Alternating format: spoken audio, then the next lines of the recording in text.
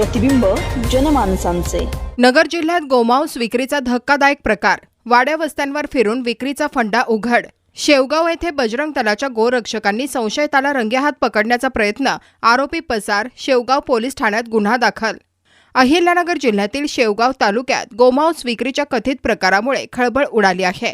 करे टाकळी येथे 21 जून रोजी शब्बीर कुरेशी नामक व्यक्ती वाड्या वस्त्यांवर फिरून कथितपणे गोमांस विक्री करत असल्याचा आरोप बजरंग दलाने केला आहे।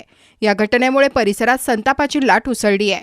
बजरंग दलाचे शेवगाव गोरक्षक प्रमुख ओमकार चव्हाण यांना याबाबत माहिती मिळताच त्यांनी कार्यकर्त्यांसह करे टाकळी शेवगाव तालुक्यातील घटनास्थळी धाव घेतली। संशयिताला रंगेहात पकडण्याचा प्रयत्न करण्यात आला। त्याच्याकडील कथित गोमांसाचा व्हिडिओही कार्यकर्त्यांनी चित्रित केला। मात्र गोंधळाचा फायदा घेत संबंधित व्यक्ती घटनास्थळावरून पसार झाल्याचा दावा करण्यात आला आहे। या प्रकरणी 21 जून रोजी शेवगाव पोलीस ठाण्यात गोमांस विक्री व तस्करी संदर्भातील लागू कायद्यानुसार गुन्हा दाखल करण्यात आला असून पुढील तपास पोलीस करत आहेत।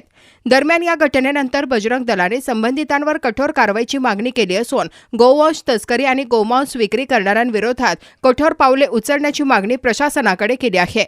अहिल्यानगर शहरातील महत्त्वपूर्ण अपडेट जाणून घेण्यासाठी नगर न्यूज 24 या YouTube चॅनलला सबस्क्राईब करा।